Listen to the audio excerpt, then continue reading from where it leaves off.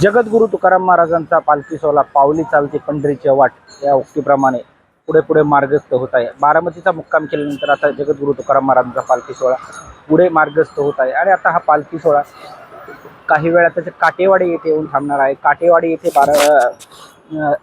थांबल्यानंतर इथे मेंढ्यांचं रिंगण पार पाडणार आहे। जगद्गुरु तुकाराम महाराजांच्या पालखी सोहळ्यामध्ये एकूण 5 रिंगण पार पडतात। त्यापैकी मानाचं आणि पहिलं रिंगण हे मेंढ्यांचं रिंगण हे काटेवाडीमध्ये पार पडतं। ही एक अत्यंत वेगळी आणि भावनिक परंपरा जपणारे रिंगण म्हणून ओळख आहे। या परंपरेनुसार पालखी रथभोवती मेंढ्या प्रदक्षिणा घालतात। हा सोहळा पाहण्यासाठी गावातील परिसरातील लाखो वारकरी या ठिकाणी जमा झालेले असतात।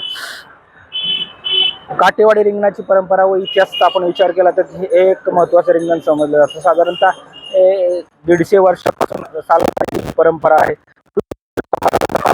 परिसरातून जात असताना या परिसरामध्ये मेंढ्यांना एक रोगराई पसरली होती आणि या रोगराईवरच येथील मेंढपाळ बांधवांनी पालखीला प्रदक्षिणा घालण्याची विनंती केली आणि ती प्रदक्षिणा घालल्यानंतर त्या मेंढपाळांचा रोग बरा झाला अशी आख्यायिका देखील इथे सांगण्यात येते। आणि तेव्हापासून दरवर्षी इथे न चुकता मेंढ्यांचं रिंगण पार पडतं आणि ही एक ऐतिहासिक परंपरा आहे। येथील काही कुटुंबांना या पालखीचा रिंगणाचा मान आहे। परिसरातील जी काही कुटुंब आहेत त्यांनाच या रिंगण सोहळ्यामध्ये मेंढ्यांची प्रदक्षिणा घालण्याचा मान आहे।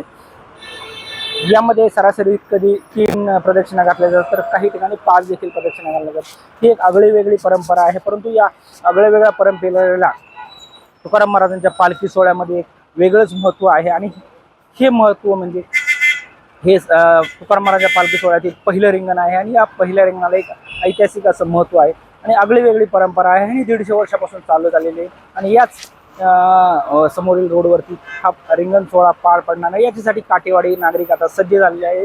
काही वेळातच पालखी काटेवाडीमध्ये येईल आणि काटेवाडीच्या 20व्यानंतर याच ठिकाणी हे रिंगण सोहळा पार पडेल आणि हा रिंगण सोहळा डोळ्यांनी पाहण्यासाठी अनेक वारकरी लाखो परिसरातील भाविक नागरिक उपस्थित राहत असतात आणि हा नयनरम्य देखावा नयनरम्य दृश्य आपल्या कॅमेऱ्यात कैद करण्यासाठी अनेक जण ते उपस्थित देखील असतात। परंतु हा आगळा वेगळा आणि मनाला एक भुरळ पाडणारा असा मेंढपाळांचा रिंगण सोहळा काटेवाडीत आणि पालखी सोहळ्यासाठी एक आकर्षण असा महत्त्वाचा आणि भावनिक परंपरा असलेला सोहळा आपल्याला पाहायला मिळणार। सचिन नुमा, LS मराठी, काटेवाडी, बारामती।